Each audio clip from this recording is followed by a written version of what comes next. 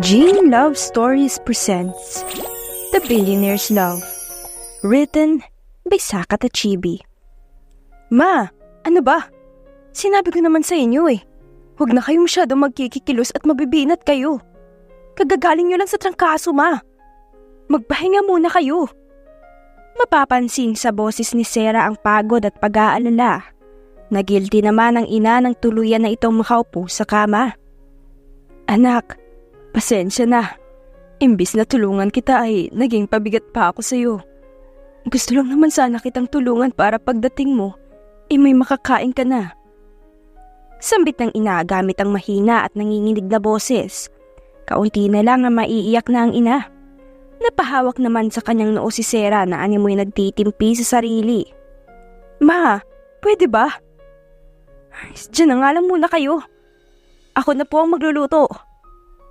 Sagot na lamang niya saka naglakad palabas. Mapapansin kay Sarah ang inis sa ginang. Gayon pa man ay minabuti na lamang nito na umalis at manahimik kaysa ang may masabi pa siyang masama. Ano ba ginagawa mo, Sarah? Alam mo sa sarili mo na hindi ka nagagalit sa mama mo. Saway niya sa sarili nang makarating sa kusina. Agad siyang napahawak ng dalawang kamay sa sink habang nakayuko. I can't help myself. Anong gusto mong mangyari? Ngumiti lang ako na para bang walang nangyari. Naayos lang ang lahat. Pagod na ako. Pagod na ako sa buhay ko na to. Unti-unti nang tumulo ang luha ni Sarah habang kinakausap ang sarili. Nais man niyang isisi sa kanyang ina ang lahat, ay alam niyang wala namang mangyayari. Kung hindi lang sana dahil sa lalaking yun, hindi magiging ganito ang buhay namin. Tapos ngayon bigla na lang siyang nawala na parang bula. Anong klaseng ama siya? Napaiyak na lamang siya dahil sa inis at galit. Hindi niya alam kung kanino ba talaga niya dapat isisi ang lahat. Sa kanyang ama ba na tumakas at iniwan sila?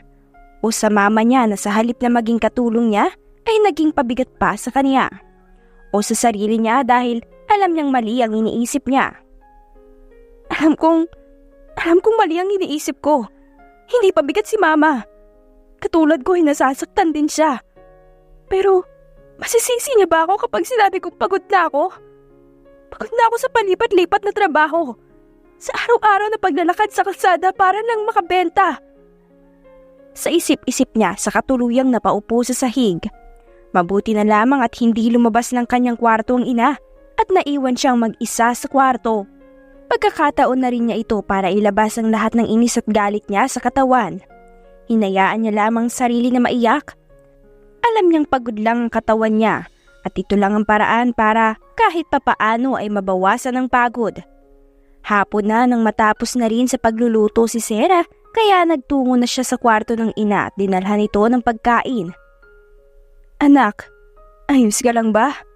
Mukhang namamayat ka, anak. Baka hindi ka kumakain sa tamang oras. Sambit ng ina sa kanya. Tipid siyang ngumiti. Wala, ma. Kumakain naman po ako ng maayos, ma. Kain na po kayo. Hihintayin ko po ang hugasin ninyo. Sagot na lamang niya dito. Sabayan mo ko, anak. Tapos na ako, ma, kanina pa. Hinintay ko lang po talaga kayo na magising. Sagot niya habang nakangiting nakatingin dito. Makalipas ang ilang saglit ay natapos na rin ang ina sa pagkain. Kaya pinainom na rin niya ito ng gamot bago nagtungo pabalik sa kusina. Nag-iisang anak si Sarah ni na Amanda at Antonio Buenavista. May-ari sila noon ng high power company. Isang sikat na kumpanya. Ngunit dahil sa malaking pagkakautang ng kanyang ama at pagkatalo sa sugal, ay nalugi ang kanilang negosyo. Halos lahat ng ari-arian nila ay nalaman na lamang niya na nakasangla pala. Kaya ganun na lamang ang gulat niya dahil namalaya na lamang niya ang sarili na nasa squatter nakatira. Maging ang kanilang mga kamag-anak ay tinalikuran sila dahil sa kahihiyan. Habang ang kanyang ama ay bigla na lamang nawala at nagtago mula sa kanila. Hanggang ngayon, 2 taon na ang nakakalipas ay sariwa pa rin ang lahat para kay Sarah. Napangiti siya ng mapait. Pilit na inaabot ang flyers sa mga taong dumadaan. Good day, ma'am. May sale po kami ngayon. Pasok lang po kayo, ma'am. Sir, may sale po kami. 30% off po kami, sir. Meron din po kaming new packages, kaya maganda po talaga ang offers namin ngayon. Nakangiting sambit niya sa mga taong dumadaan. Maya-maya ay isang babae ang kumuha sa inabot niyang flyer. Sera? Gulat na sambit ng babae. Napakunot naman siya ng noo dahil hindi niya makilala ang babaeng kaharap. Excuse me po? Oh my God! Sera! It's you! Akala ko ay kamukha mo lang. What is this? Bakit nagtatrabaho ka dito? Hindi makapaniwala na tanong ng babae habang maarte siyang tiningnan mula ulo hanggang paa. Don't you remember me? I'm Crisanta. Pagputol niya sa sinabi nito. Yeah, right! Yung kinaiinggitan mo noon dahil nakuha ko si Emmanuel? Well, let me tell you something. Engaged na kami. Excited na sambit nito sa kanya. Napairap siya ng palihim. Pakialam ko sa hayop na yun. Sa isip-isip niya bago napangiti ng peke. Ganun ba? Congratulations. Sambit niya saka umiwas na ng tingin. Wala siyang panahon para makipagplastikan sa babaeng ito. Humabol naman agad ang babae ng akma na sanang mag-iiba ng direksyon si Sera. Hey, wait! Hindi mo man lang ba na-miss si Emmanuel? Or ako? It's been 2 years. Are you still looking for your wasted family? Mababakas ang pangungutya sa boses nito. Si Crisanta ay anak ng isa sa mga kilala ng kanyang ama sa negosyo noon. Dati pa man ay hindi na maganda ang relasyon nila dahil sa pang-aahas nito sa dati ng nobyo. Pero wala naman na yung kay Sera dahil naka-move on na siya dito. I'm sorry, nagtatrabaho ako. Mamaya na lang tayo mag-usap, pwede ba? Pagod na sagot niya at akma na sanang ililihis ng direksyon. Ngunit katulad kanina ay sumunod ulit ang babae sa kanya. Teka lang naman, gusto lang naman kitang tanungin kung tungkol dyan sa flyers na pinamimigay mo. Napatingin ang babae sa hawak niya at alam niya ang mga mata nito na ganito. Minamaliit nito ang trabaho niya. Here, we are on our 30% off today. Sambit niya dito. Oh my God! It's so cheap naman pala here. Look! Kahit hindi kayo naka 30% promo, I can still buy even hundreds of these cupcakes. Mayabang na sambit nito. Napairap na lamang ng parlihim si Sera. Good for you. Mahinang sagot niya. Oh wait, how much ba ang kinikita mo dito? Baka kaya di mo ma-reach ang level ninyo dahil napakababa ng worth mo. Hindi na napigilan pa ni Sera ang sarili at mabilis na tumama ang palad niya sa pisngi nito. Kasabay nito ang malutong at malakas na tunog mula dito. How dare you? Malakas na sigaw nito, dahilan para makaagaw sila ng atensyon. That's what you get from getting on my nerves, bitch. Malakas na sigaw niya at itinaas pa ang middle finger bago tumalikod at umalis sa harapan ng babae. Kapansin-pansin tuloy ang pamumula dahil sa hiya ni Crisanta. I will sue you. What the hell is wrong with your employee? Malakas na sigaw ni Crisanta nang lumabas ang manager ng pastry shop na pinagtatrabahuan niya. Panay naman ang paumanhin at yuko ng manager sa nagpupuyos na si Crisanta. Napangiwi na lang tuloy si Jennifer at agad nang tumalikod. Kaya ngayon ay nandito ka na naman para manghingi na naman ng advice at ipagyabang yung pagiging bad girl mo. Ganun ba? Tanong nito sa kanya. Napaigik naman si Sera. Lasing na kasi siya dahil sa alak na nainom. Oo, tama. Kung nakita mo lang talaga ang itsura ng babaeng yun. Nakakatawa. Hindi niya inaasahan ang sampal ko. Pinakyuhan ko pa nga yun eh. Bitch, kala niya hindi ako lalaban. Natatawang kwento ni Sera sa kaibigan. Napabuntong hininga na lang tuloy ito sa kanapasapo ng noo. At kaya ka nandito ngayon dahil I need a new job. Biglang nagseryoso ang boses ni Sera. I know, right? Napatitig si Sera sa hawak na baso. Mukhang lumalala ang sakit ni Mama. I don't know kung saan ako kukuha ng pera kung sakaling makonfine na naman siya sa ospital. Ayoko nang mangutang sa'yo palagi, Jen. Nakakahiya na. Pagak na natawa ang kaibigan. Wow, nahiya ka pa niyan. Ilang trabaho na ang binigay ko sa'yo. Anong ginawa mo? You always let your emotions control you.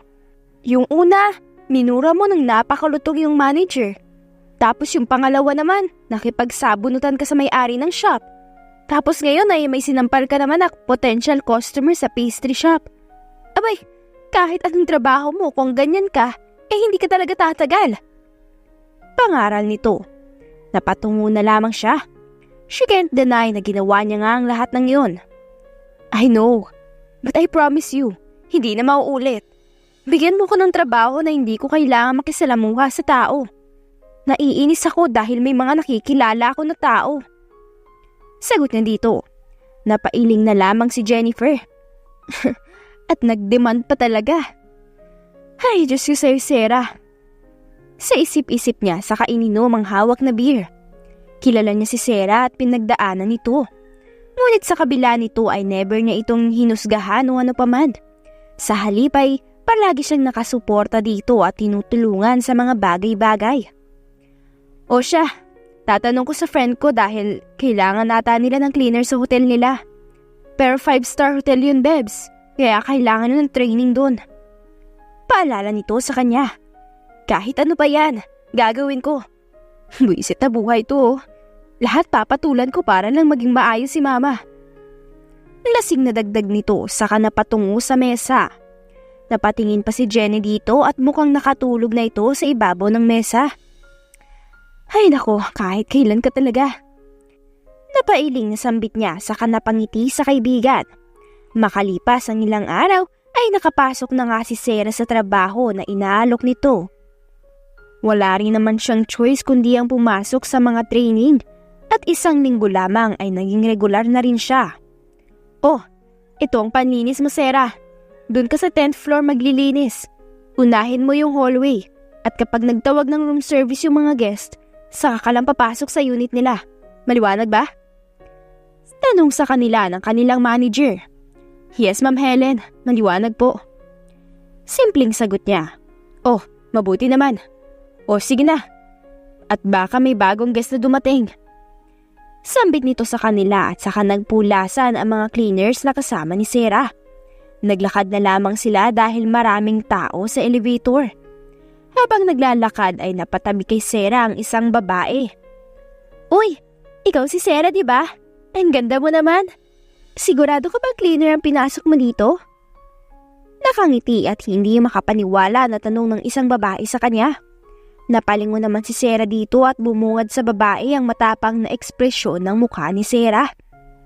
Ano naman ngayon kung namasukan ako bilang cleaner? Seryoso at mataray na tanong ni Sarah.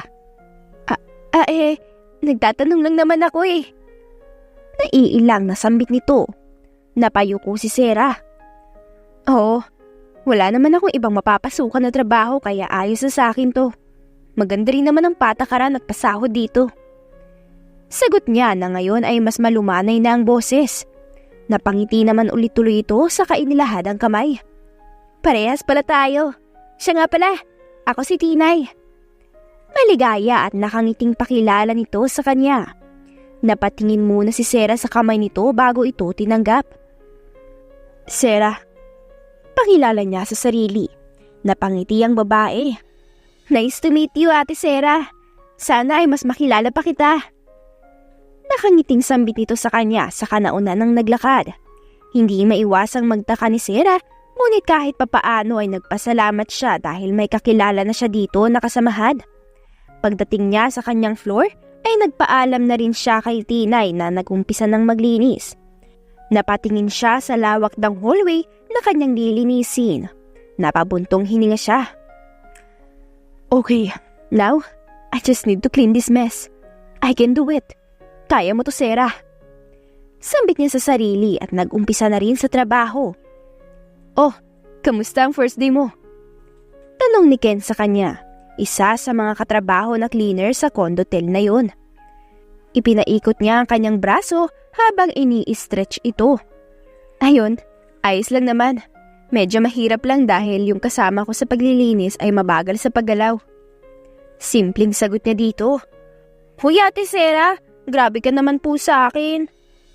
Nakangusong sagot naman ni Tinay sa kanya. Ito kasi ang kasama niya sa paglilinis sa floor na iyon.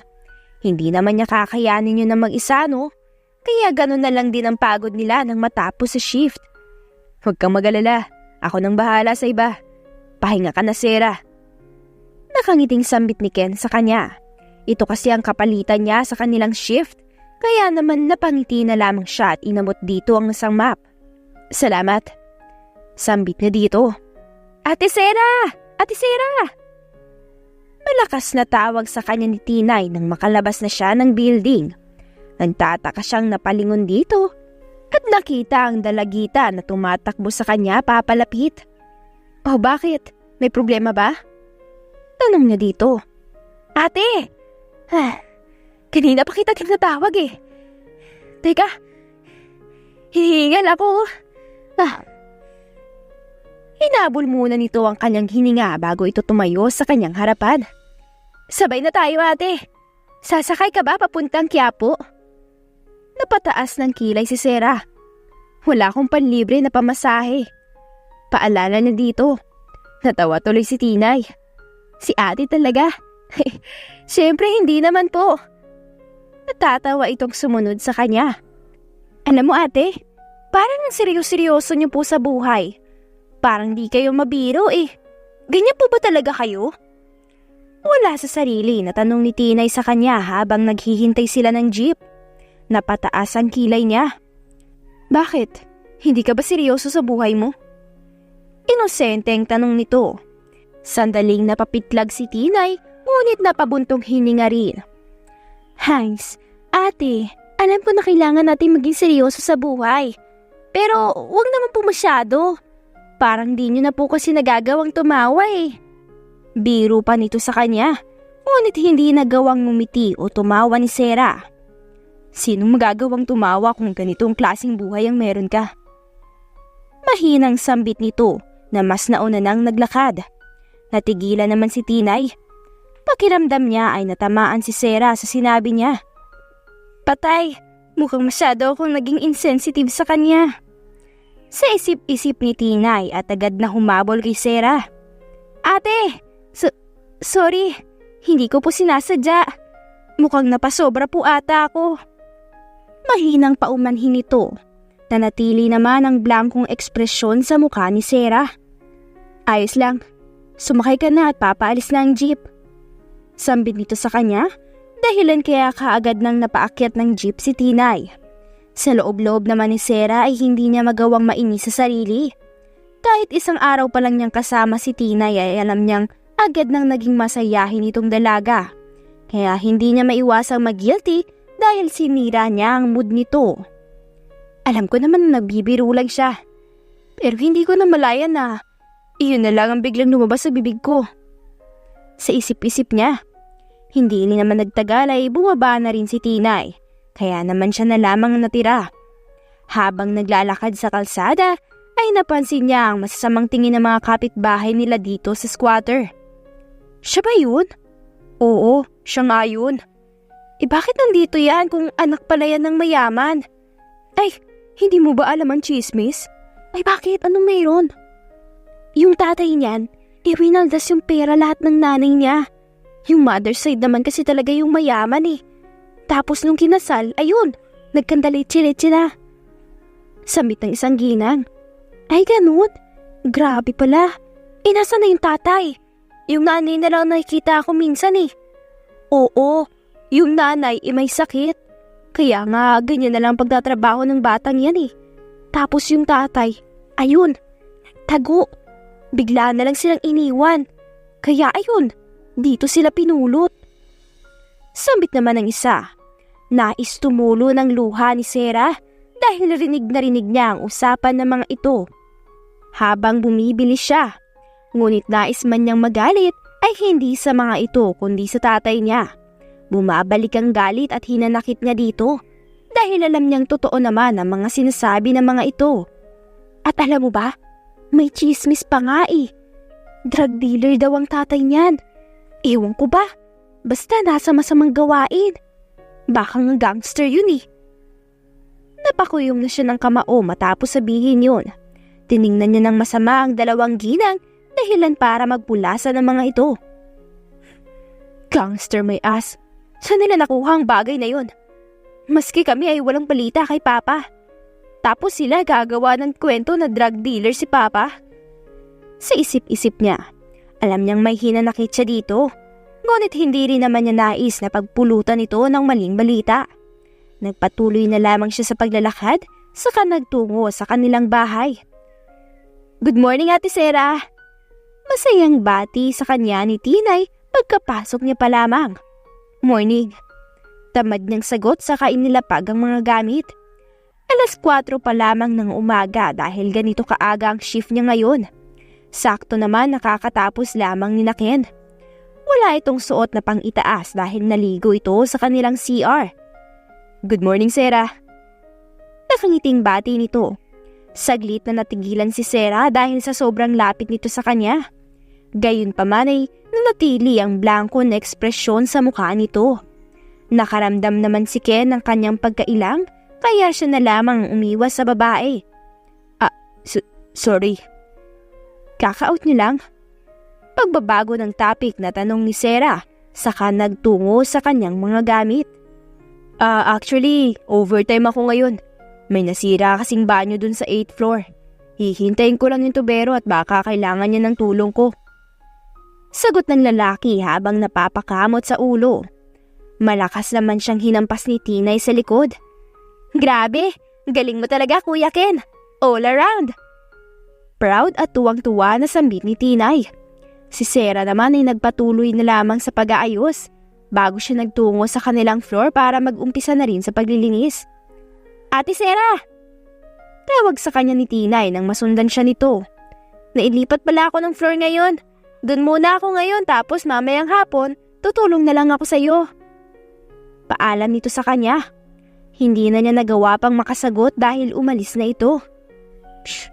As if naman ay may magagawa ako. Sa isip-isip niya, nagpatuloy na lamang siya sa paglilinis.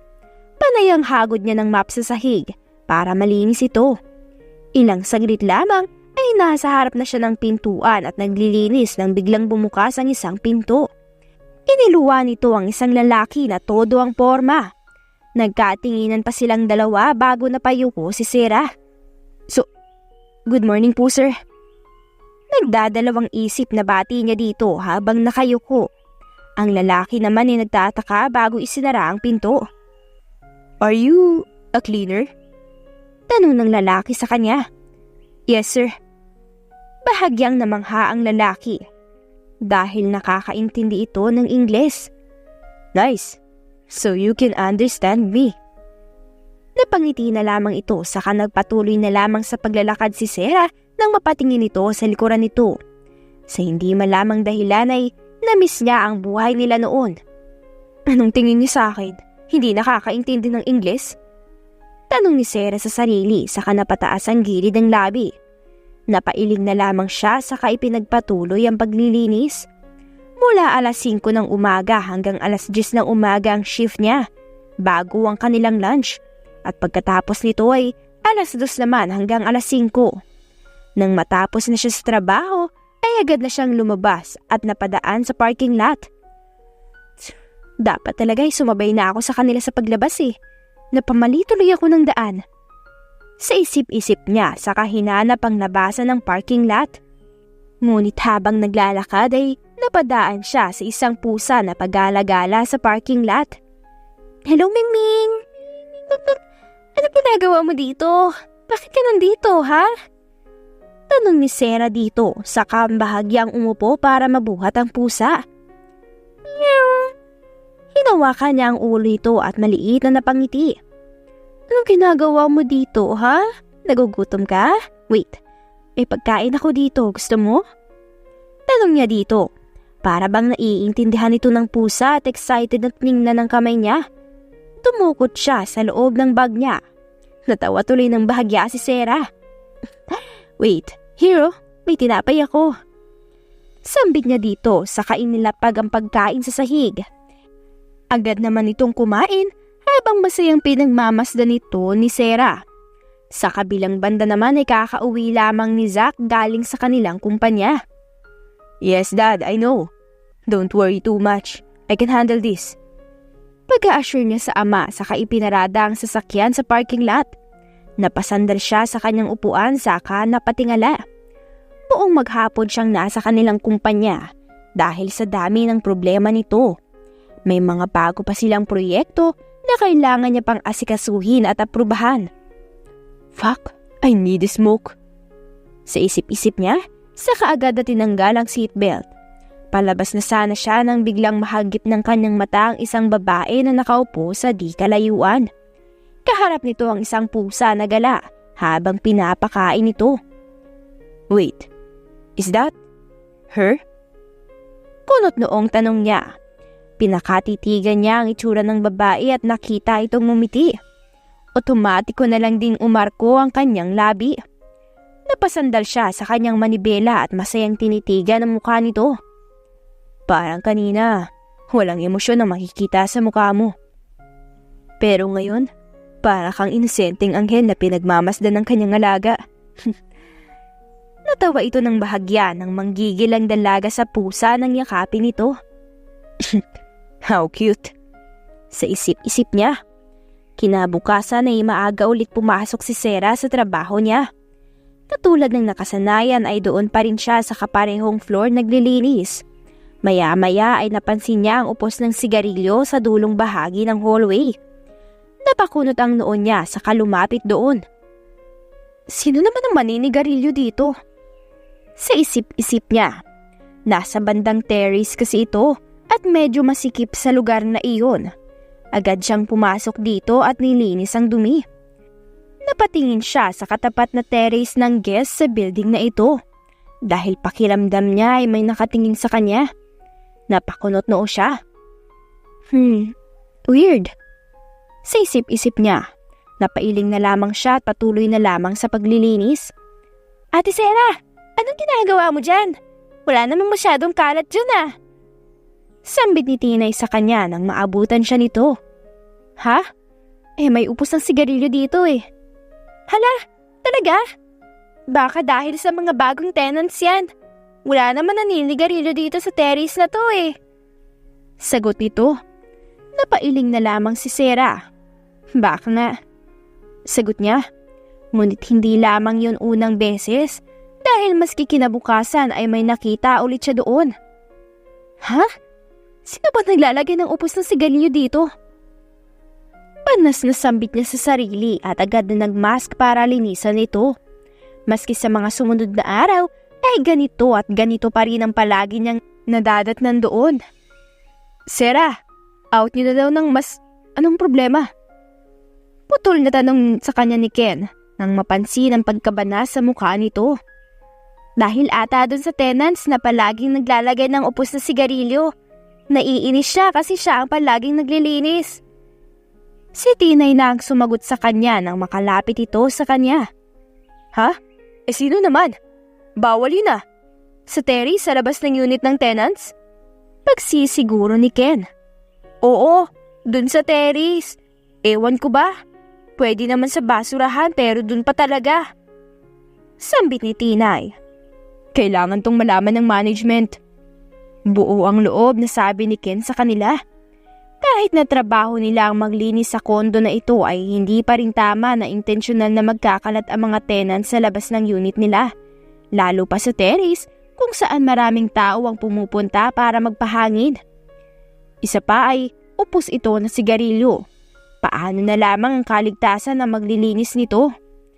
"Ken, ayos lang. Ako mismo ang hahanap sa taong naglalagay ng upos na sigarilyo doon. Ako nang bahala sa pagsabihan siya. Baka mamaya ay madamay ka pa at mareklamo tayo na maaarte magtrabaho." Sambit ni Sarah, ngunit sa isip-isip niya ay nais niyang murahin ang taong iyon. "Gusto mo bang mawalan ulit ng trabaho? Magbago ka na nga. Parang yun lang eh. Pagsasabihan lang natin siya, okay? Hindi natin siya mumurahin o susuntukin." Sambit ng kabilang isip ni Sarah sa kanapabuntong hininga. Na mga sumunod na araw ay minatyagan ni Sarah ang paggalaw ng mga tenants. Good morning po. Nakayukong bati niya sa dalawang matanda na pumasok sa loob ng unit ng mga ito. Napangiti ito sa kanya sa kabumati bago bumalik pabalik sa mga kwarto nito. Inilabas na niya ang kanyang notebook. Okay, room 315, not possible. Matanda na sa loob kaya hindi sila pwedeng manigarilyo. Mukhang healthy pa sila mag-asawa. Sambit niya sa kanilagyan ng cross ang numero ng unit ng mga ito.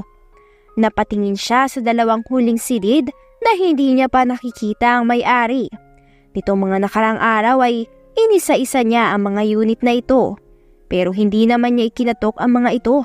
Natitsyempohan niya rin kasi ang mga ito na lumalabas. Kaya nakikilala niya rin ang mga nakatira doon. 319 at 320. Isa sa inyo mga salarin. Hindi pwedeng hindi. Sa isip-isip niya saka inilagay na ang notebook sa kanyang bulsa.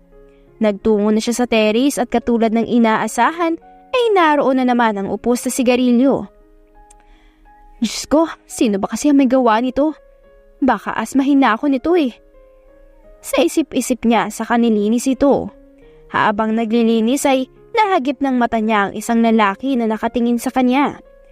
Agad siyang napatingin sa kaharap na terrace, ngunit agad na nag-iwas ng tingin ng lalaki. May hawak itong telepono sa tainga, kaya napakunot noo siya.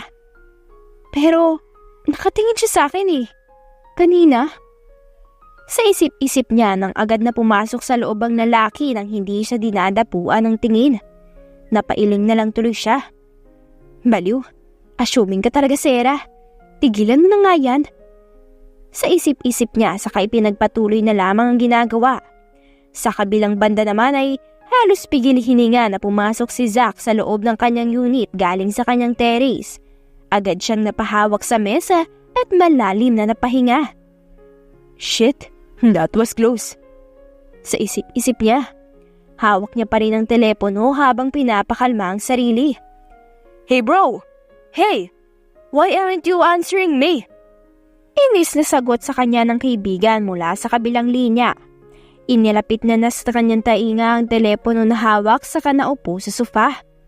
You freaking have no idea how much you helped me today. You saved me, bro. Sagot ni Zack sa kanya. Nagtaka naman ang kausap. Huh? What the freak are you talking about? Takang tanong nito. Pagak na natawa si Zack. Kung hindi kasi tumawag si Diego ay baka wala siyang naging palusot kanina habang pinagmamasda ng dalaga. Masyado atang natagalan ng pagtitig niya, kaya hindi niya inaasahan na magtatama ang kanilang paningin. Sakto naman na tumawag itong kaibigan niya at hawak niya ang telepono kaya agad niya itong inilagay sa kanyang tainga. Here, crazy bro. Pailing-iling na sambit ni Diego sa kabilang linya. Yes bro. Sagot niya na lang dito saka naglagay ng gata sa kanyang baso. So, why did you call me? Tanong niya dito habang iniinom ang fresh milk sa baso. Ah yeah, tita dropped by earlier.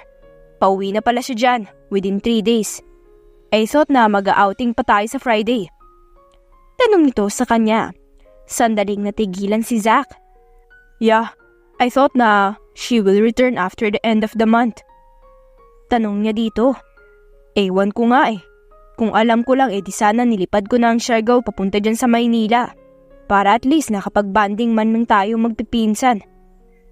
Sambit ni Diego sa kanya. Birthday kasi ng kapatid nito na si Maynard at ang celebration sana nila ay sa Laguna Resorts. Nakaschedule yun next week. Ngunit dahil pauwi na ang mami ni Zack, ay mukhang hindi sila makukumpleto sa araw na iyon. Paano ba naman kasi ay sa tuwing umuwi ang ina nito ay nais nitong palagi lamang nakikita ang anak. Marami din itong pinapagawa sa kumpanya kaya paniguradong hindi makakasama si Zack. Don't worry, I'll surely go with the party. Minsan lang tayo makukumpleto kaya hindi pwedeng wala ako dun. Sagot lamang ni Zack saka lumingon sa terrace niya. Nandun pa kaya siya? Tanong niya sa sarili. Para namang natuwa agad si Diego dahil sa narinig. Really? Promise mo yun ah, wala nang bawian. Sambit nito sa kanya. Oo na, sige na. Para ka namang nobya ko, sobrang clingy at takot maiwan. Baliw, Straight ako, no? Depensa agad nito sa kanya. Natawan na lamang siya sa kanapailing. O siya, sige na. I will drop this because I still need to work out. Sambit niya at agad na pinatay ang tawag. Nagdadalawang isip pa siya na silipin ang dalaga sa terrace. Ngunit sa huli ay pasimple siyang tumingin doon. Ngunit katulad ng inaasahan ay wala na nga ang dalaga. Hans, what am I expecting though? Tanong niya sa sarili saka isinara na lamang ang terrace at nagtungo sa loob. Kinahapunan ay nagpupuyos na nagkatok si Sarah sa huling unit ng floor na ito. Sarah, we need to calm down. Be nice, okay? Be nice. Hindi pa tayo handa na mawalan ng agad ng trabaho. Sa isip-isip niya saka napabuntong hininga. Napatingin siya sa kabilang silid. Base sa nakita niya kanina ay isang single mom ang nakatira dito. Nagpapa-breastfeed din ito kaya imposibleng ito ang nagsisigarilyo sa terrace. Isa pa ay wala naman siyang naaamoy na sigarilyo dito kanina nang makausap niya. Napalingon siya sa kaharap na pinto. Ito na lang talaga ang natitira. Kung hindi ako nagkakamali, lalaki ang nakatira dito. Yung naka-business suit. Pero hindi ko masyadong tanda ang mukha niya. Sa isip-isip niya sa kamuling nag-doorbell. Ilang sandali lamang ay nagbukas na rin ito. Agad na bumungad sa kanya ang lalaking walang suot na pang-itaas at tanging tuwalya lamang ang nakatapis dito sa pang-ibaba. Maski ito ay nagulat nang makita siya, kaya naging dahan-dahan ang pagpunas nito ng buhok. Good afternoon po, sir. Pagbati ni Sarah dito habang diretso ang tingin sa mata ng lalaki. Ang kaninang gulat na ekspresyon ay agad napalitan ng ngiti nang makita ni Zack ang dalaga sa kanyang harapan. Oh hey, good afternoon Miss Lady. Bati nito sa kanya. Sarah, from maintenance department po. Pakilala niya dito. Sarah, what a nice name. It perfectly suits for you, miss. Nakangiting sambit ng lalaki sa kanya. Nais mapairap ni Sarah dahil dito. Ngunit pinigilan niya ang sarili. Hindi ito ang oras para magtaray, okay? Sa isip-isip niya, napabuntong hininga muna siya bago muling humarap sa lalaki. I'm here to advise you, sir, about your smoke outside. It seems like you're forgetting about the sanitary rules and regulations in this condotel, sir. Sambit ng babae sa kanya. Sandaling natigilan si Zack. She speaks fluently. Hindi lang pala siya basta marunong. She can speak clearly with that elegant and very good pronunciation. Sa isip-isip ni Zack, hindi niya maiwasang mamangha dito. Para bang galing din ito sa mayamang pamilya sa sobrang ganda ng accent ng English nito. Care to explain, miss? Sambit nito sa kabahagyang napasandal sa pinto habang nakangisi. According to the other tenants, sir, hindi sila naninigarilyo. May mga bata minsan na pumupunta sa terrace. Hindi maganda sa kanilang kalusugan kung sakaling malanghap nila ang upo sa sigarilyo ninyo. And in addition to that, you're not allowed to put garbages outside your unit. Kung meron man, ay may designated tayong trash bin sa labas. Mahabang paliwanag niya dito. So, why do you think it's me? Tanong niya ulit dito. For all due respect, sir, sa lahat ng tenants dito ay kayo lang po ang naninigarilyo. At hindi na rin nakapagtataka dahil kayo ang pinakamalapit sa terrace na to. Paliwanag niya dito. So, are you going to arrest me? Tanong ng lalaki sa kanya sa kabahagyang lumapit sa kanya. Nakatingala na si Sarah dito ngunit hindi niya pinutol ang tingin dito dahil sa takot na matalo sa titigan nila. If you are guilty, sir. Natawa si Zack at bahagyang yumuko. Nagkatapat ang mukha nilang dalawa ngunit hindi pa rin nagbabago ang ekspresyon sa mukha ni Sarah. Namangha ang lalaki dahil natagalan siya nitong titigan sa mata. Kung sa iba kasi ay paniguradong iiwas na ito o di kaya ay maglalaway na dahil sa kilig. So, napatingin si Zack sa labi ng dalaga. Bahagyang tumaas ang dulo ng labi nito. Bahagya tuloy siyang natigilan at para bang nahihikayat siya na halikan nito. It's so glossy and naturally pinkish. Ibinalik niya ang paningin sa mga mata nito. What if I'm the culprit?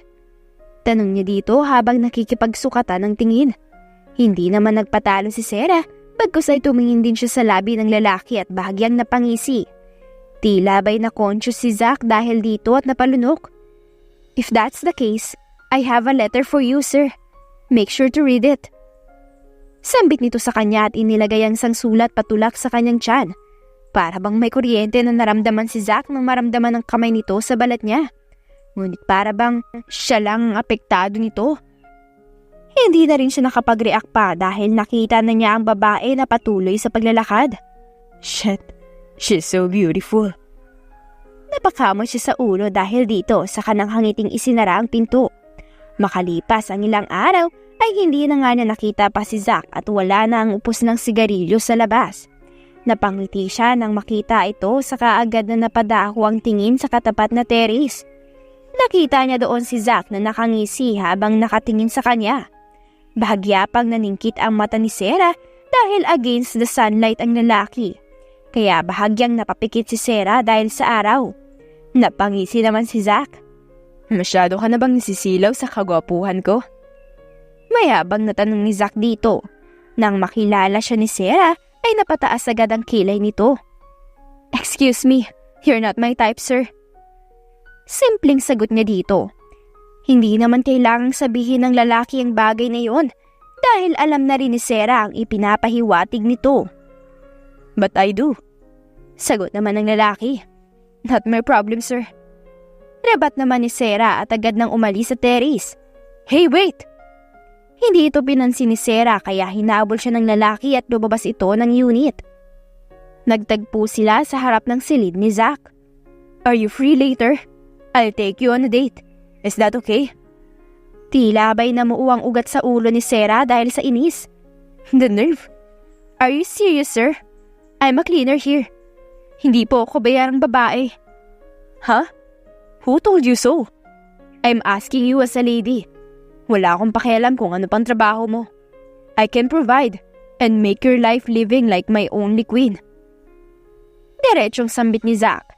Hindi na maintindihan ni Sarah dahil sa ganitong paraan pa talaga nag-confess ang lalaki. I'm sorry, sir. I'm busy later.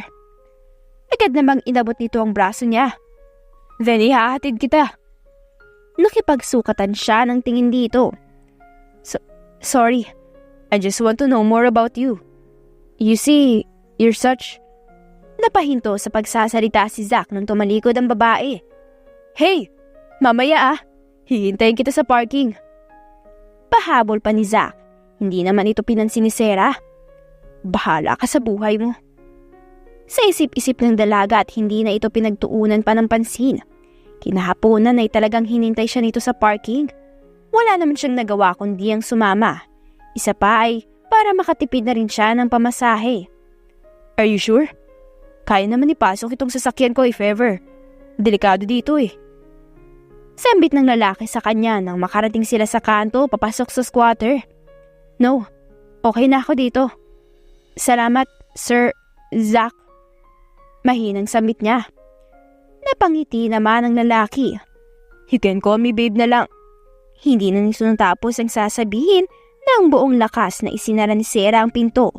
Natawa na lang tuloy si Zack at pinagmamasdan nito naglakad pa uwi.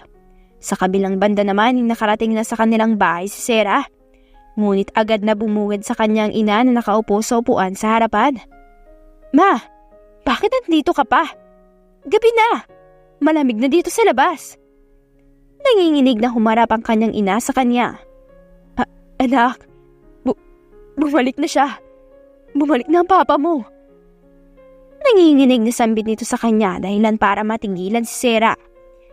Sarah! Tawag sa kanya ng kanilang manager. Agad tuloy siyang napalapit dito. Yes po. Hindi ba't ikaw ang tagalinis sa floor na to? Tanong nito. Yes po. Sige, tamang-tama. May tenant na nagpapalinis ng unit nila. One of the regulations na pwede silang magpalinis. And don't worry, malaki naman ang bayad ng mga to. Lalo na itong tenant na to. Sambit nito. Laglag ang balikat at hindi makapaniwala na napatingin si Sarah sa harapan ng pinto. 3:20. Seriously? Sa isip-isip niya. Ilang saglit lamang ay bumukas na ang pinto. Sarah, my loves. Agad na bungad nito at akma pa siyang yayakapin. Ngunit inextend niya ang isang kamay upang palayuin ito sa kanya. "Here's the paper, sir. Make sure to read all of them." Sambit niya dito, saka dumiretso sa loob. "What is this?" Takang tanong ng lalaki saka sumunod sa kanya. "Ito lang ba ang lilinisan ko?" Tanong niya dito. "Yes, pati ang banyo ko, kwarto ko, pati ang sala. Medyo malawak kasi itong unit ko kaya baka matagalan ka. Pero don't worry, kain muna tayo. May niluto ako. Wait." Para bang bata na nataranta si Zack at nagtungo sa kusina. Napailing naman si Sarah habang inililibot ang paningin sa paligid. "I'm not hungry." "Ha? Pero nagluto ako para sa'yo." "At bakit?" "Wala lang. Siyempre, maglilinis ka sa unit ko. Alam kong nakakapagod yun kaya ito na lang ang bag ko." "Hindi pa ako gutom." "Okay, then we'll eat later kapag gutom ka na." Ganun kabilis kausap ang lalaki at agad namang sumunod sa kanya. Inunang linisan ni Sarah ang kwarto nito. "Pwede ba? Doon ka muna sa labas habang naglilinis ako. Masyadong maalikabok dito oh." Sambit niya dito habang nakatayo sa isang upuan. "Dito lang ako para masalo kita kung sakaling malaglag ka." Sambit ng lalaki. Inis siyang humarap dito. "So pinagpipray mo na mahulog ako dito?" Agad siyang nawala ng balanse dahil sa paggalaw at paglingon niya sa lalaki. Naging mabilis naman ang kilos ni Zack at agad siyang nasalo. "I told you." Sambit nito. Sobrang lapit ng kanilang mga mukha. Kaya naman bahagya pang naduling ang babae sa kanya. "Bitiwan mo nga ako." Babala ng babae sa kanya. "I don't want to." "Isa."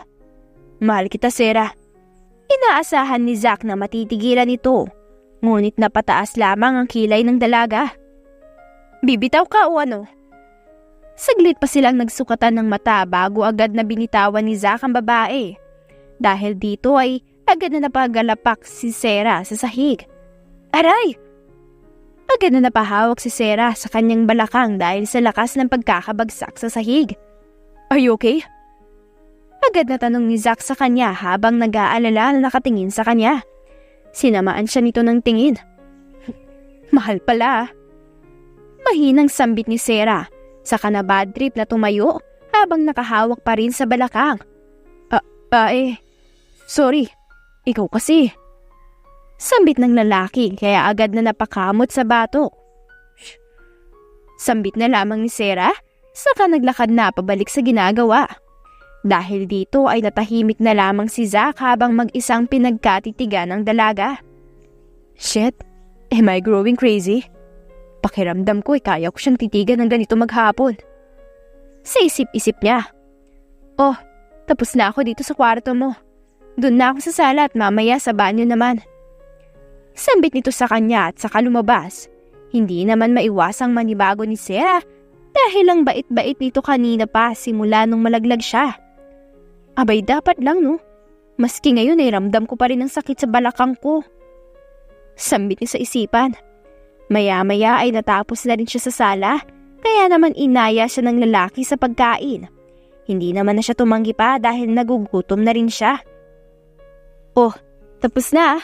Huwag ka na masyado magdudumi dito sa kondo mo. Ang laki pa naman ng space. Tsaka, bumili ka ng vacuum cleaner para kahit papaano ay may panlinis ka. Hindi yung palagi kang mag-hire ng tagalinis. Hindi ka ba nanghihinayang sa pera mo?"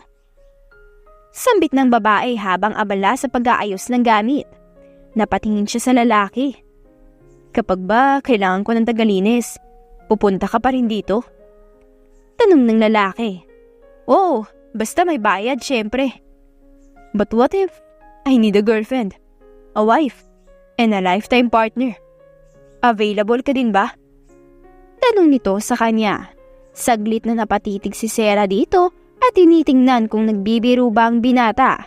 Ngunit nang mapansin na seryoso ito, ay agad na lamang siyang tumalikod. "Bakit naman ako, Sarah?" Nagulat na lamang siya nang mahawakan nito ang braso niya. Sinapon nito ang magkabilang pisngi niya, saka pinaharap sa kanya ng direksyon. "Sarah, I can wait.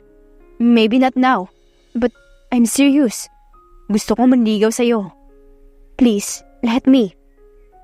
Sambit ng lalaki sa kanya saka pinagdikit ang noo nila. Nang magdikit ang kanilang noo, ay nakaramdam ng kakaibang kuryente si Sarah.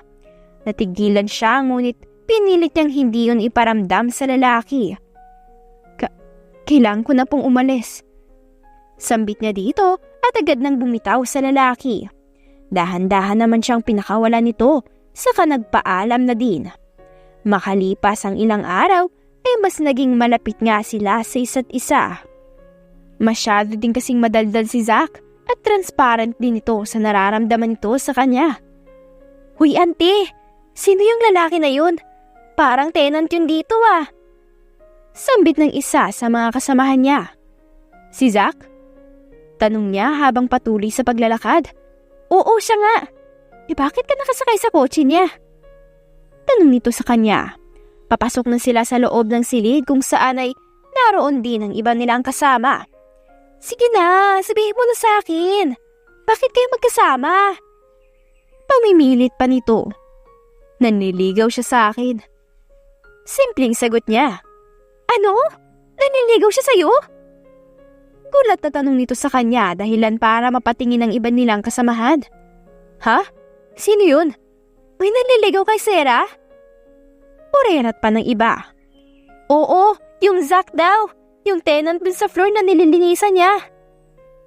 Hindi po ba't yun yung naglalagay atin ng upos ng sigarilyo? Tanong ni Tinay nang marinig ito. Humarap naman doon si Sarah. Oo, inamin niya rin sa akin na kaya niya ginagawa yun ay para palagi daw ako matagal dun sa terrace sa paglilinis at mapapanood niya pa ako. Sambit niya dito. Napatili naman ang mga kasamahan niyang babae. Ano ka ba? Nakakakilig kaya? Ibig sabihin nun, mahal ka talaga niya. What a silly way to get my attention. Pinahihirapan niya lang ako eh. Kung sinabi niya na lang sana ng diretso, di ba?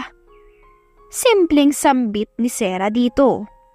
Hindi naman maiwasang malungkot ni Ken nang marinig ito. Ay may maniligaw na pala siya.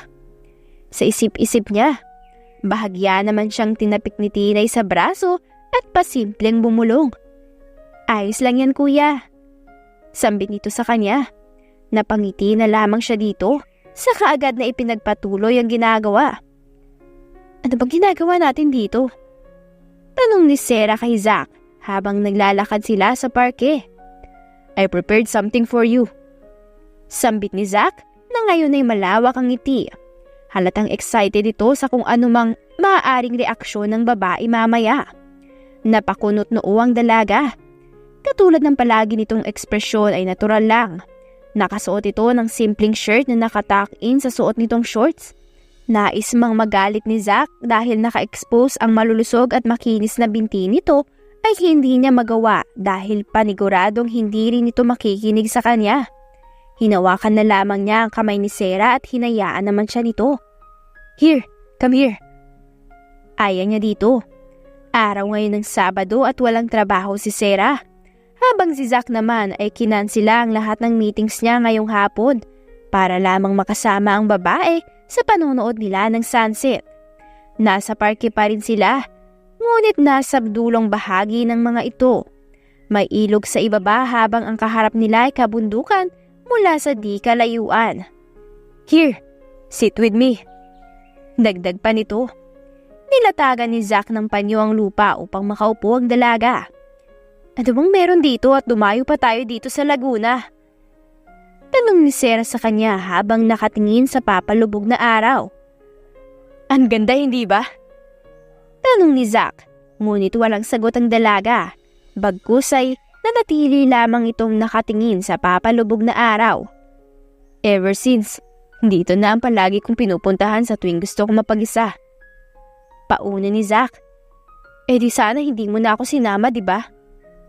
Putol naman ni Sarah sa kanya. That's not what I mean, Sarah. What I mean is, this is the first time na may sinama ako dito. It's because you're special. I want to do all my first times with you. Sambit nito habang diretsong nakatingin kay Sarah. Bahagyang hinangin ang mahaba nitong buhok na para bang mas nagpaganda sa anggulo nito sa mga mata ni Zack. Thank you, Zach. My mom used to go to some place like this. I just remember how happy our life is before. Makahulugan na sambit nito. Agad naman siyang napangitis nang makita ang maaliwalas na ngiti nito sa kanya. Pasok ka. Aya ni Zach sa kanya sa loob ng kondo nito. Hindi naman ito ang unang pasok ni Sarah dito, pero nailibot pa rin niya ang paningin sa paligid. Ang kalat pa rin talaga ng kwarto mo.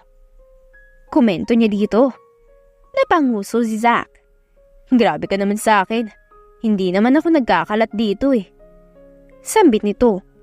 Sino? Tingnan mo nga yung mga plastic mo, nakakalat. Wala ka bang basurahan? Nakataas ang kilay na tanong nito sa kanya. I told you, it's not me. It's her. Sambit ni Zach habang nakaupo sa sofa. Ganun na lamang ang gulat ni Sarah nang makita ang pusa na noon ay nakita niya lang din sa parking lot.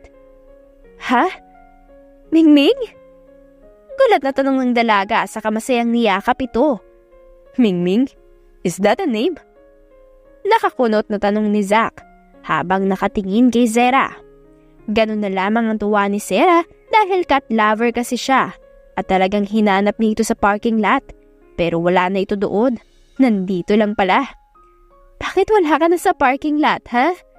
Kumakain ka ba ng marami? Baka di ka pinapakain, ha? Kumusta ang Mingming ko na yan? Pag-aalo nito sa pusa na animoy isang bata. Napangiti si Zach. Deb, I wanna be a cat too. Sambit ng lalaki sa mahinang boses, ngunit narinig ito ni Sarah, kaya agad na lamang itong napatingin sa kanya. Ha? Bakit naman? Diyos so, mayakap mo rin ako ng ganyan. Tapos palagi kang ngingiti sa akin sa tuwing makikita mo ako. Hindi ko pa kasi nakikita ang ngiti mo until today nang makita mo si Mingming. Sambit ni Zach habang nakanguso sa kanya. Inosente namang humarap si Sarah sa pusa at hinimas ang balahibo nito. Bakit gusto mo maging pusa? E di hindi kita magiging nobyo o mapapakasalan if ever. Mahinang sambit nito. Sandaling natigilan si Zach. Ha? Wait. Seryoso ka ba? Tanong nito sa kanya. Napataas ang kilay ni Sarah. Magpapaligaw ba ako sa'yo kung hindi ako sigurado? Napasubsob tuloy ang mukha ng lalaki sa unan sa kayakap-yakap ito ng mahigpit. Mapapansin ang pamumula ng tenga nito. Lihim na napangiti si Sarah. He's too cute. Parang sarap niyang asarin.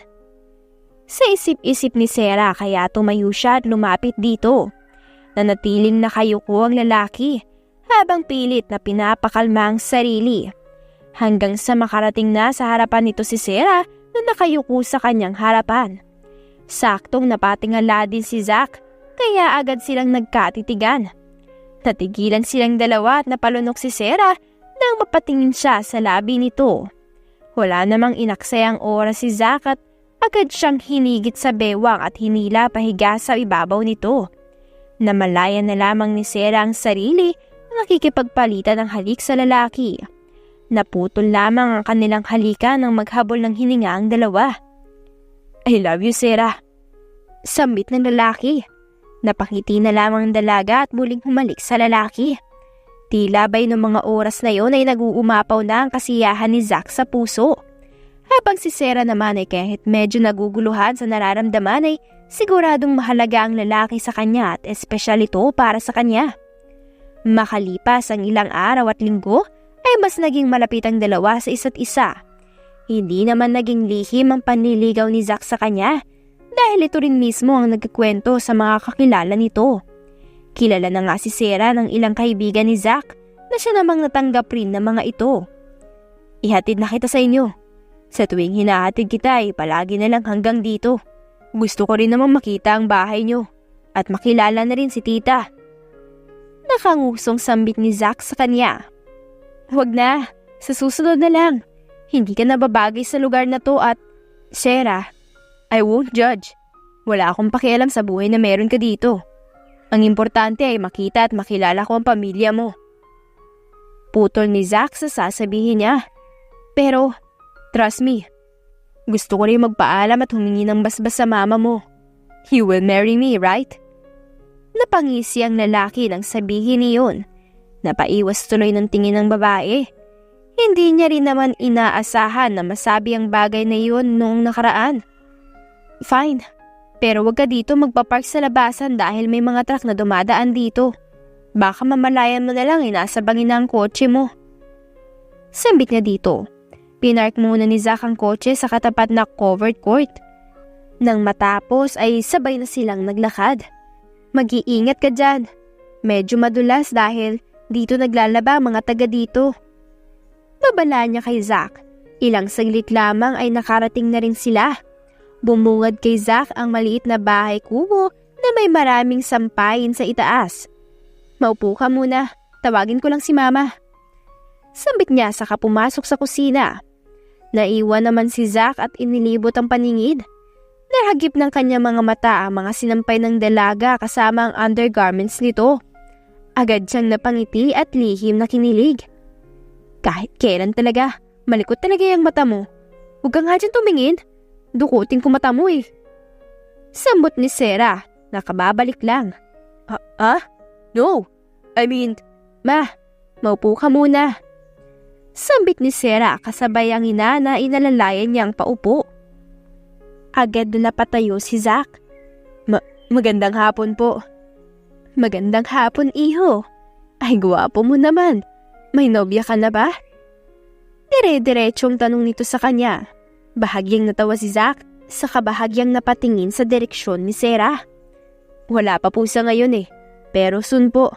Hinihintay ko pa po kasi ang sagot niya. Abay, kung ganoon ay napakaswerte ng babae yun at napakagwapo mo din. Nakangiting sambit nito. Salamat po. Sa katunayan po niyan, ang anak niyo po ang nililigawan ko. Napatingin ang matanda. Talaga ba? Napatango lamang si Sarah sa ina habang may ngisi naman sa labi ang lalaki. Sinulit niya ang pagkakataon na ito para magpaalam sa ina ng dalaga. Hindi rin naman ito nagalit o pinagbawalan ng ginang. Bagkus ay excited pa nga ito at hinihintay at nag-aabang para sa kanilang relasyon. Mag-iingat ka. Sambit ni Sarah sa kanya nang maihatidan niya ito sa labasan ng lalaki. I will. Hindi ba delikado dito? Ihatid kaya ulit kita sa inyo? Tanong ni Zack sa kanya. Napa-cross arm naman tuloy yung dalaga at tiningnan siya ng masama at nakataas ang kilay. So ano to? Ihahatid kita tapos ihahatid mo ko. Tapos ihahatid naman kita at ihahatid mo ulit ako pabalik. Ano ba? Huwag ka na kaya umuwi, no? Sambit ng dalaga ngunit agad siyang napatakip ng bibig. Ang ibig ko sabihin. Napangisi lamang si Zack. Kung gusto mo na huwag na ako umuwi, ayos lang naman. Nakangising sambit nito. Napaiwas na lamang ng tingin si Sarah. Hindi yun ang ibig kong sabihin. Natawa na lamang si Zack sa kanapailing. I'm just joking. Hinaplos ng lalaki ang pisngi niya saka hinalikan sa kanyang noo. I will be back, Sarah. Until then, stay safe, okay? Sambit nito sa kanya saka agad nang umiti. Nagulat na lamang ang binata nang bigla siyang yakapin ni Sarah. Sarah? Tawag niya sa pangalan nito. Ngunit hindi nagsalita ang dalaga bagkus ay agad nang tumalikod at walang sali-salitang naglakad. Nagtataka man nung una ay napangiti na lamang siya nang mapansin ang pamumula ng tenga ng dalaga nang patakbo itong umalis sa kanyang harapan. Napatawa na lamang siya at napailing, saka naglakad papasok sa kanyang kotse. Habang nagmamaneho ay narinig niya ang tawag mula sa kanyang pinsan na si Diego. Hello? Zack, we found him. The one who is trying to take down your dad's company. Sambit nito sa kanya. Agad na sumeryoso ang kanyang muka. Yes, and who is it? Actually, isa silang grupo. Isang hard mafia ang nasa likod ng lahat ng to. Pero nang itrack namin, dahil ito sa lalaking nagngangalang Marvin Bautista. Siyang kaibigan ng dati mong ama, nung nalugi yun sa kumpanya. Ayon sa nakalap kong impormasyon, 2 taon na itong kasapi ng mafia group na yon. Sagot nito sa kanya. Send me all the information about this guy. And what is his relationship with my dad? I need to know everything, Diego. Sambit niya dito. Noted. And by the way, Zack. Yes? Don't be shocked to what you will know. You will definitely not believe who this person is. Sambit nito sa kanya. Dahil dito ay hindi may iwasang kabahan ni Zack. Alam niyang hindi magsasalita ng ganun ang pinsan kung hindi talaga ito big deal. Napatingin na lamang siya sa daan at mas pinabilisan ang kanyang pagmamaneho. Hey, are you okay? Tanong ni Sarah sa kanya. Naglilinis ito ngayon ng kanyang kusina habang si Zack naman ay nasa kaharap na table at kaharap ang laptop nito. Abala ito sa pag-iisip at kanina pa napapansin ni Sarah ang pagkatulala at pananahimik nito. Naglakad si Sarah palapit dito at tinabihan. Hindi siya sanay na ganito ang lalaki. Pasimple siyang humarang sa mga mata nito. Hey! Hey! Ikinaway niya pa ang kamay sa harapan nito habang pilit na inagaw ang atensyon ng binata. Ngunit sadyang tulala ito. Ganun na lamang inis niya, kaya marahan niyang inilapag ang basahan at pinunasan ng kamay sa bulsa. Malakas niyang sinapo ang kanyang dalawang palad ang magkabilang pisngi ni Zack. Sarah? Gulat na tawag ni Zack sa pangalan niya. Tiningnan siya ng mariin ng dalaga. May problema ka ba? Bakit tulala ka? Kanina pa kita tinatawag pero di ka nagsasalita. Sambit ng dalaga. Agad namang napatingin ng lalaki sa kanya at napayuko. Sorry. Paumanhin niya. Ano ba kasing ginagawa mo dyan? Bahagyang sumilip si Sarah sa laptop niya ngunit naging mabilis si Zack at agad na isinara ito. Wala to. Just about our company. Sambit na sa dalaga kaya agad itong napatingin sa kanya.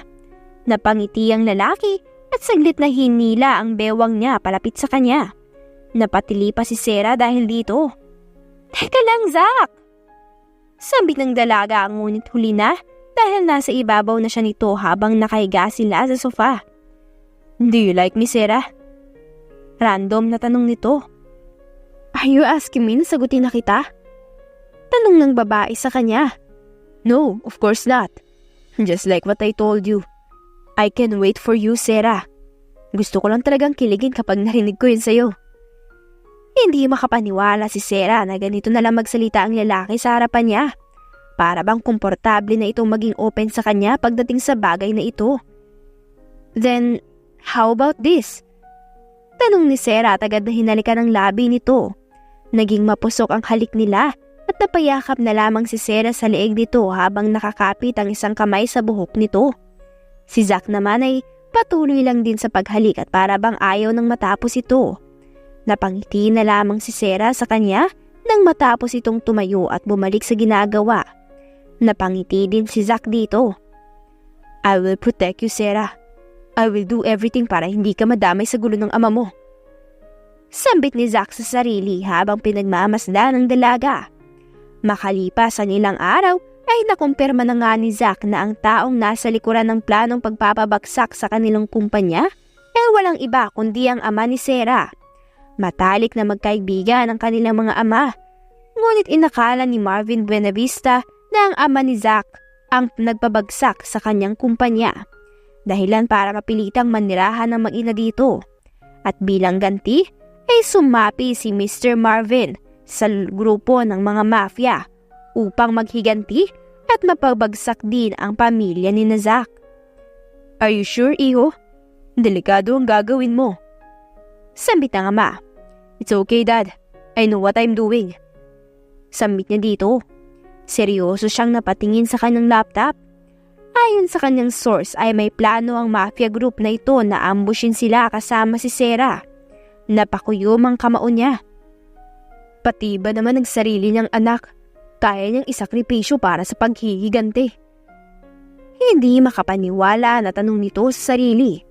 Pero Zack, I thought it would be safe for you na umuwi ka na muna. Ipapahatid kita kay Diego, huwag ka mag-alala. Safe ka sa kanya. I just need to do something. Putol niya sa sinasabi ni Sarah. Walang sabi-sabi naman na umalis na ito sa harapan ni Sarah at dahilan para manghinala ang dalaga. Simula kaninang umaga ay aligaga na siya, na para bang malalim ang iniisip niya. Parang kahapon lang sinabi niya na sabay kami iuwi pero nung dumating ka kanina, bigla na lang nagbago ang lahat. Sigurado ka bang problema lang sa kumpanya ang dahilan? Tanong ni Sarah kay Diego habang nagmamaneho ito. Sinubukan pang magbiro ni Diego para mabawasan ang paghihinala nito. Namiss mo na ba agad si Insan? Hindi ko alam na ganito ka pala kaklingi sa niya. Napatigil ito sa pagsasalita nang makita ang seryosong tingin ni Sarah sa kanya. Tama nga. Si Insan. Kaya pala hanggang ngayon ay hindi pa rin siya sinasagot nito. Sa isip-isip niya, napabuntong hininga na lang tuloy siya saka napilitang sabihin ng lahat sa dalaga. Sa kabilang banda naman ay magkaharapan na sina Marvin at Zach. Tingnan natin ngayon kung hanggang saan ang tapang mo, bata. Matapos ng ginawa niyong mag-ama sa pamilya ko, sa kayamanan namin, wala na kayong kawala at mamamatay kayo sa mga kamay ko. Tila ba'y wala na sa tamang pag-iisip ang lalaki at panay ang tawa. Napatingin ng masama si Zach dito. We told you, it's not us who ruined you. It's you and your greed. Kung hindi mo sana winaldas ang lahat ng kayamanan niyo, hindi sana magiging ganito ang buhay mo. Hindi sana maghihirap si Sarah dahil sa'yo. Galit na sigaw ni Zach. Nanlaki ang mga mata ng lalaki dahil dito at walang awa na nagpaulan ng bala. Agad namang nagtago at gumanti ng putok ang grupo ni Zach. Hindi ganun kalayo ang binata sa lalaki kaya naman kinuha niya itong pagkakataon upang unahan ito sa pagputok. Natamaan ito sa paa dahilan para mawalan ito ng balanse. Hayop ka! Mamamatay ka din! Wala talaga kayong puso! Parehas kayo ng ama mo! Malakas na sigaw ng Ginoo. Napaligiran siya ng mga kakampi ni Zach kaya nagtaka siya. Napatingin siya sa pinuno ng mafia. Sorry, you know what money can buy, Mr. Buenavista. Sambit lamang nito sa kanya. Dahil mas maraming pera ang pamilya ni Zach, ay mas mabilis nilang nakuha ang tiwala ng grupong ito kesa kay Marvin na puro pangako lamang ang ibinibigay sa kanila. Papa? Isang boses ang nagpatigil sa kanila dahilan para sabay-sabay silang mapalingon doon. Sarah? What are you doing here? Takang tanong ni Zach saka napatingin kay Diego ngunit nagkibit balikat lamang ito. Mababasa ang gulat at pagtataka sa mga mata nito at lumapit sa ama. Sarah anak. Pinipigilan ni Sarah ang kanyang luha habang nakatingin dito. Ngunit sa hindi inaasahan ay bigla na lamang itong hinawakan ng kanyang ama sa leeg at tinutukan ito ng kutsilyo doon. Tumabi kayo! Kundi, papatayin ko siya! Malakas na sigaw nito. Hindi makapaniwala si Sarah at nagulat sa nangyayari. Nandilim naman ang paningin ni Zach na makita ang babae na umiiyak habang nakatutok ang kutsilyo sa kanyang leeg. Fuck you, Mr. Marvin. Kahit sarili mong anak. Hindi na napigilan ni Zach ang sarili at tumingin kay Diego upang bigyan ito ng senyas. Agad itong nabasa ng kaibigan at sunod-sunod na pinaputukan ng baril ang mga nangyayari. Palagpasan ang umalis ni Marvin. Ngunit wala na siyang takas dahil wala na siyang kakampi. Isa pa ay may tama na rin siya ng baril. Agad na nilapitan ni Zach ang babae at inalalayan ito. Sarah, are you okay? Tanong nito. Kasunod naman noon ay ang isang sirena ng pulis at dinala na rin sa ospital ang mga sugatan. I'll bring you to the hospital. Sambit niya sa babae at kinarga ito ng pang-bridal style. Para bang bangungot para kay Sarah ang lahat. Akala niya ay may pag-asa pa na iba ang kagustuhan ng ama. Pero ngayon ay napatunayan na niya na tuluyan na itong nakain ng kasakiman sa kayamanan. Kaya wala na siyang magagawa pa. Babe, are you okay? Tanong sa kanya ni Zach. Napangiti na siya bago inilagay ang kamay sa leeg nito. Nakayakap ito sa kanya bago hinalikan ang kanyang noo. Yes, I am. Nakangiting sagot niya. Ang ganda talaga ng ngiti mo, babe. Sambit ni Zach sa kahinalikan ng kanyang labi. Maya-maya ay bumaba ito at lumibel sa kanyang tiyan. Hindi na maitatanggi ang koneksyon ng kanilang mga mata at hinalikan ni Zach ang tiyan niya. I love you and our baby. Sambit nito sa kanapangiti. Napangiti naman si Sarah dito. Ilang taon na rin ang nakakalipas. Siguro ay oras na rin ito para magpatawad. Kahit nasa kulungan ng ama, ay wala na siyang magagawa pa kundi ang tanggapin na nagkasala ito. Wala siyang anumang galit at hindi na rin siya nagkunwari na ayos lang ang lahat. Masaya na siya sa buhay na kasama si Zack at ang kanilang pamilya. Yun lang at wala nang iba pa. Siguro ay ito rin ang isang bagay na hindi niya inaasahan bilang isang tagalinis sa isang kondo. Marahil ay swerte siya, ngunit hindi rin maikakaila ni Zack na mas maswerte siya sa asawa na katulad ni Sarah. At yan na po nagtatapos ang ating kwentong pinamagatang The Billionaire's Love. If you like the story, please don't forget to like, comment, share, and subscribe for more wonderful stories. Hanggang sa muli! Paalam!